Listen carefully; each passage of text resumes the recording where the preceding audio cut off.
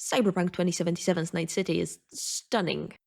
It's one of the most detailed, enormous, explorable worlds video games have to offer. My heart goes out to the artists who created this beauty, and honestly, we should have a moment of silence for them. Because all their effort went into creating the single most disappointing experience I've ever had with a game world. And no, I'm not talking about the bugs. For the purposes of this video, we're going to ignore the bugs. Yes, the sheer amount was inexcusable, but we are going to focus purely on the game's design, in the context of it being an action RPG. One that came from the company that made The Witcher 3, and what we can learn from that about designing game worlds. That's my bias. Enjoy. For all of its lovingly crafted detail, Night City feels pretty empty to traverse. There's more of everything: cars, shops, people, and yet, it feels like a cardboard cutout of an RPG. The Witcher 3, with all its endless fields and forests and an occasional village, provides a far richer experience. That feels a little counterintuitive at first. Night City is certainly more dense and far busier than The Witcher 3 ever was.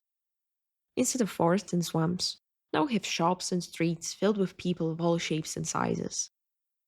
But even accounting for the rose-tinted glasses we wear looking back at the Witcher franchise, there's a big difference in how the world of each of those games feels, and not in Cyberpunk's favor.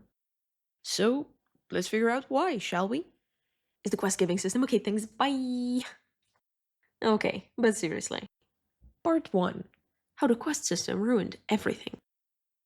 The quest-giving system makes a tremendous difference, and here's why. Picture this. You're a witcher, a lone monster hunter, riding your magnificent horse along the vast expanses of Velen. If you want something to do, you just ride into a village you haven't visited before, smash your face into the notice board, and walk out with directions to people with interesting problems for you to solve, tattooed on your face. And sometimes, even before you've managed to execute this facial rearrangement, you'll have already run into a sad peasant whose wife was probably eaten by monsters. But you're gonna take their money anyway. Or maybe an overturned cart and bloody tracks. Or who knows what.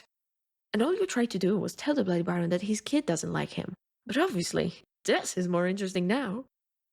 Now, here's how Cyberpunk does it. You're a clever mercenary in Night City. So far, so good. And you drive around the city's confusing highways as random people call you, mostly because they want to talk you into buying yet another useless car, or because their cab is nearby. To be fair, you will sometimes get interesting quests this way, and there are a number of jobs peppered around the map. You can actually find them there if you look at the little mark. Oh no, this one wants me to buy a car. Nope, another car. Ooh, a motorcycle. Anyway, I swear there are a few of those. You have to trust me on that. I mean, true. Most of them are that one quest in which you need to beat up 17 mini-bosses. But there's at least 5 quests you can find yourself. Good thing they're marked too, cause damn. After finding yet another interesting looking place which had absolutely nothing to offer, I couldn't be even bothered to look around myself. And again, I am not including DLCs or any quests added post-launch.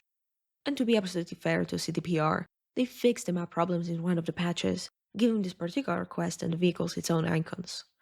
But since I'm petty, I have hunted down a version of the game that let me capture the footage for that joke, because if I had to suffer through the whole game with all the vehicles and cyberpsychos appearing as quests, I get to make the joke. The key difference here is that in The Witcher 3, you need to go out into the world and find yourself a quest when you're hungry for it. Whereas in Cyberpunk, you're spoon-fed like a baby whenever the game feels like it, usually when you're on your way to do something else. There is this relatively recent trend in video games to make everything as convenient as possible, and I think that Cyberpunk's quest system falls under that trend, at least in its intent. And I am not against convenience. Look, after an exhausting day at work, and even more exhausting doom-scrolling, the last thing I want to do is work very hard for my entertainment. But what sounds like convenience in theory, more often than not, interrupts the player while they're off having their own fun.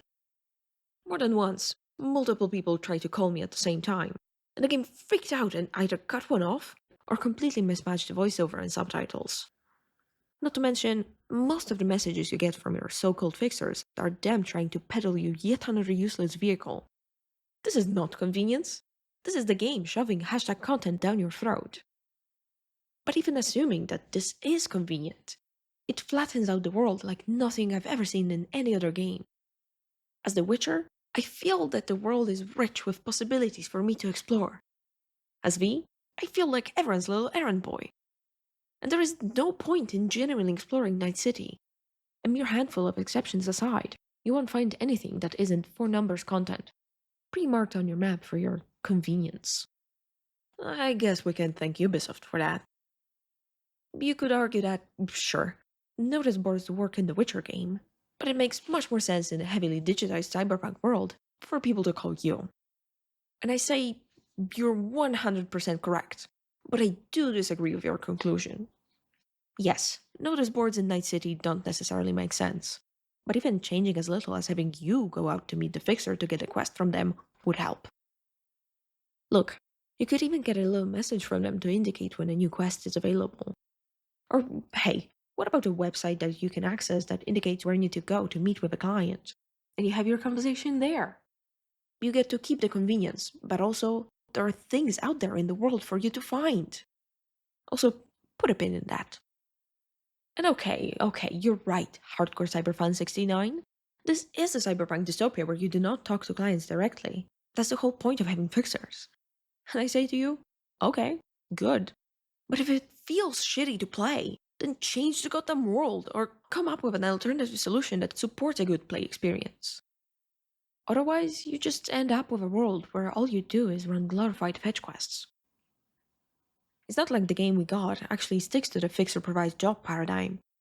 Some of my favorite quests include meeting a couple of politicians to resolve a discrete matter, or helping a buddy locate a missing person, or helping a handsome detective get some while you bond over some horrific murders.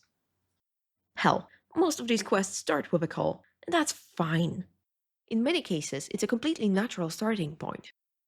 My problem is that almost all quests in Cyberpunk start with a phone call, usually out of the blue. One very simple way to give the player more agency would be to flip the who calls whom. Start the quest with the quest giver sending you a text asking you to call. This puts the power back into the player's hands and ensures that when the intro call to the quest happens, they'll be actually interested in hearing what it's about, and not currently chasing GLaDOS. This doesn't completely fix the problem of the world feeling like background decoration, but it's a start. And yes, I bet some quests actually do start this way. It's still not enough in my book because fixers still keep hounding my phone like telemarketers with a quota to fill, and I don't know how to put it in airplane mode. And it's not like I could find these quests on my own anyhow. One very valid design reason to have people call you with jobs is to do it when you're in the vicinity of a quest. Because that way, you won't need to travel there again. Many quests in Cyberpunk do this. And this seems like a great idea on paper, but in my experience, it nearly always interrupted me while I was doing something else. Maybe it could have worked better as some sort of icon on the minimap, or otherwise part of the UI, but as it stands, I won't applaud for this design decision. To give credit where it's due, the developers implemented a feature that turns off automatic call pickups in one of the later patches.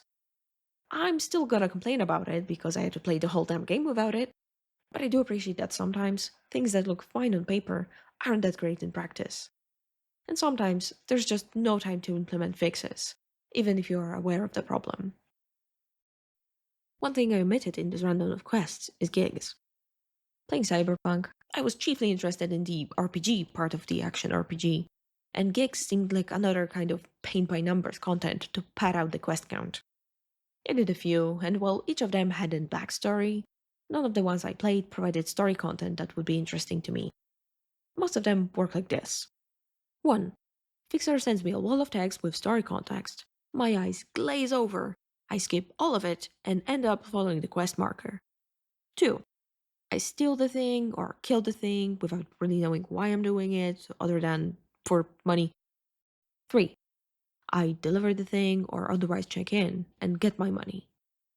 Only after did I replay Witcher 3 for comparison, I realized that gigs were Cyberpunk's equivalent of Witcher contracts.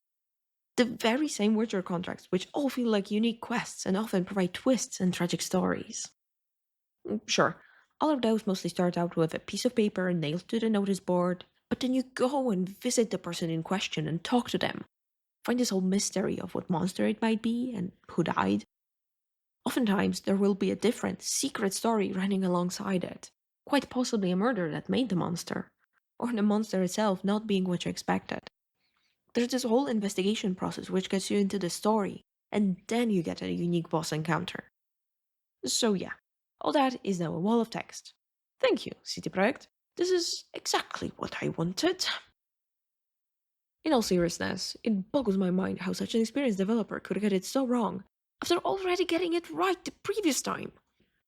I think the problem here, after the obvious, is that despite a very high number of digital people in the game, there are very few actual characters in Cyberpunk. You won't meet a crying widow or a concerned town elder. Instead, you'll get a quick rundown of go here, steal this, or go there, kill this. You very rarely actually get to talk to the people in question, experience any nuance or sympathy. And no matter how tragic the backstory, if it's hidden in a block of text, I'm just not gonna read it. Not in a video game. But I will be delighted to have a conversation with a few terrified villagers. Even if their story is not very unique, then at least I get to live it, to see it, to actually play it, to be a part of this world, and not read about it in the text. Part 2. The World, or Cyberpunk 2077's shitty exploration. Okay, it's time for the world exploration pin now. We've already touched a bit on the design of the world itself, and how the design of the quests themselves influences it. Look, I'll be the first to say that making a world that's a joy to explore does not need to be the developer's priority. However, that very thing is what makes the world feel genuine and lived in, what makes it fun to go out and discover stories in an open world action RPG. Is what makes you feel like you're a part of a fascinating world, instead of going on a scripted Disneyland ride. Both are fun, but it's the former that I expect from an RPG made by CD Projekt Red. When I first booted up the game, I was beyond excited. My first mission I spent all giddy, looking around, talking to people, only to realize that if there was no quest mark on them, I really shouldn't have bothered. Now, I know. It would be borderline impossible to create a city full of people, nooks and crannies that feels like the next juicy discovery is just around the corner. The Witcher 3 had a much easier job here. Most of the world is filled with forests and fields, maybe sparse wooden houses. And as a player, you know not to expect anything amazing out of those. Then, if you see a trail of blood, or an overturned cart blocking the way, it's clear that things just got interesting. On the other hand, in Cyberpunk, nearly everything pops. And while it's by design and very congruent with the ethos of the Cyberpunk world, most players will quickly become numb to it. There's only so many titty-badads, weirdos, and crimes one can genuinely pay attention to in such a short amount of time. There's just no respite for 'em at all, almost no meaningful variety. In such a world, it does make sense that people call you with jobs and point you to where you need to go. Especially since Night City is just comically big and full of colorful districts that all fight for the player's attention. However, it making sense doesn't automatically make it a desirable experience. In The Witcher 3, I feel like an adventurer. I'm driving the story, discovering the world's secrets. In Cyberpunk, I'm seemingly everyone's errand boy slash shitty car dump. Now, this might be perfectly alright for you if you prefer a more guided experience. To me, it was a disappointment. Conclusion? Don't be Cyberpunk 2077. Or rather, if you care about making a world that's a joy to explore, 1. Make sure that there's a clear distinction between the places worth exploring and the filler. Fields, forests, lakes, any largely repeatable structures that can scream, nothing to see here, are your friend. Just make sure there's a significant difference between those and the structures the player is meant to find interesting. That's admittedly hard to do in the city where the map will largely show buildings among buildings, but it can be done. A good reference for research here is Zelda Breath of the Wild, as it's pretty much built around satisfying exploration. And of course, breaking the rules here is definitely okay, provided you do it with purpose.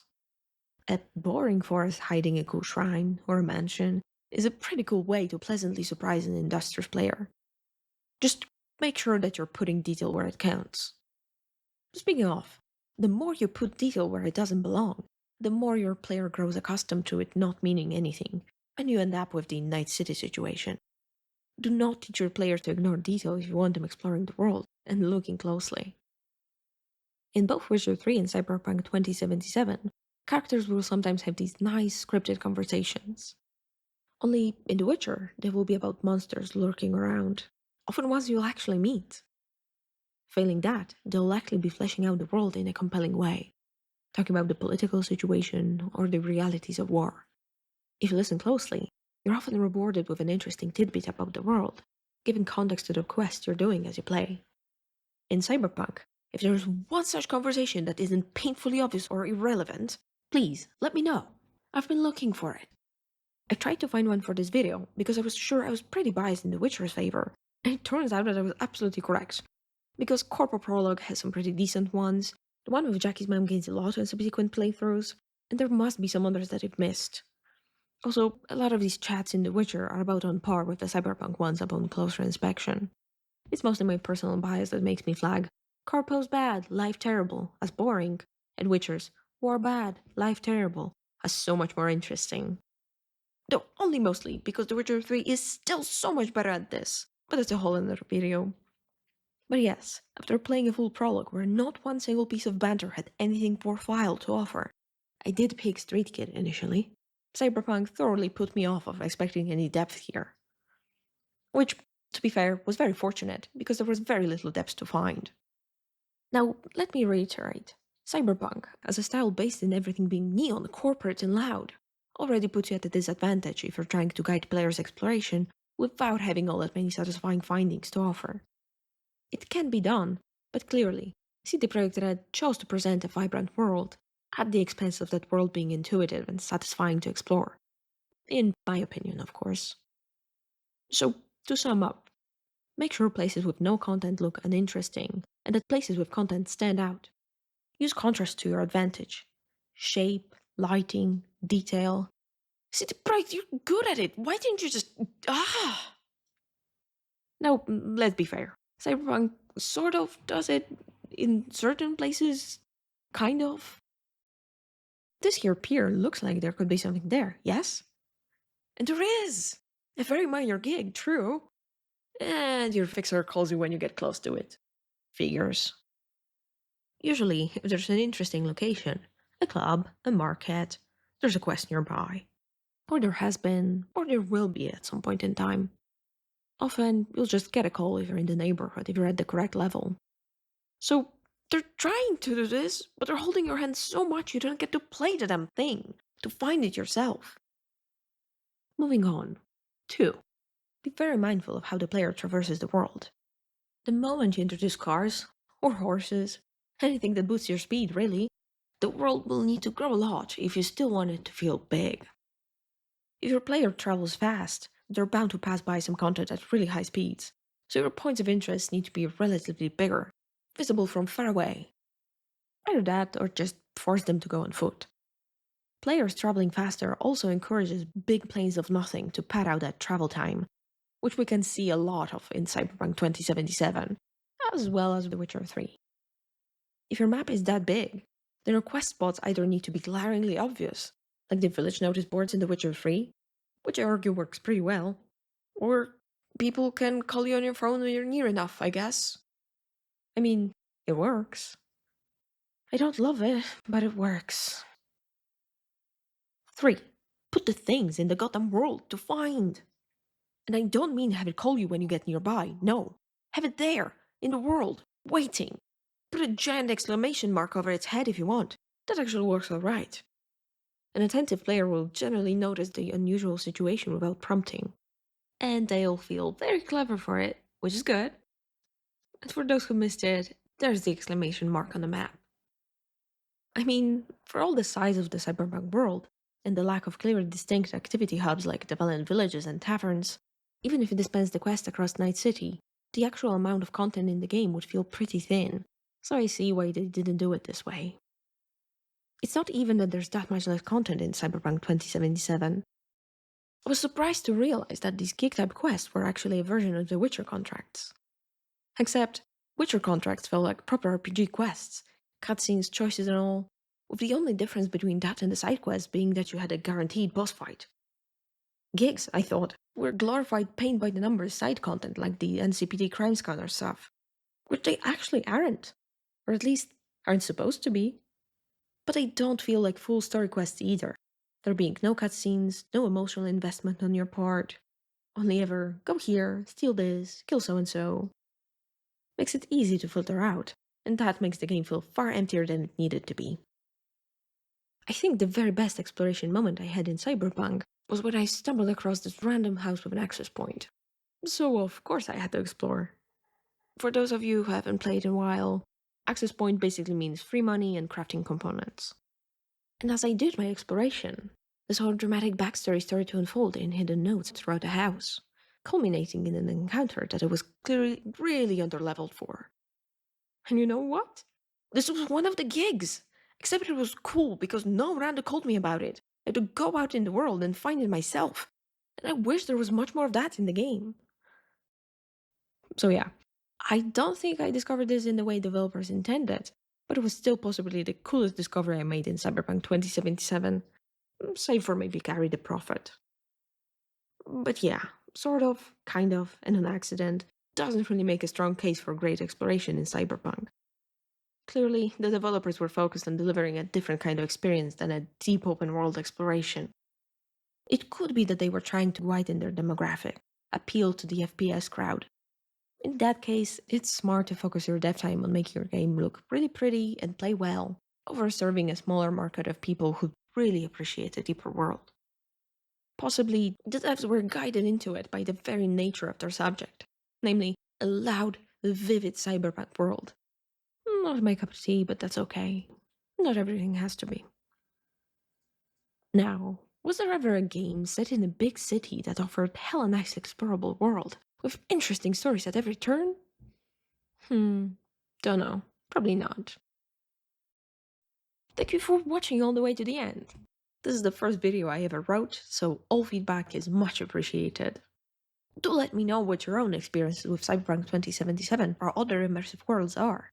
This stuff can be pretty subjective, and maybe you walked out with a completely different experience than I did.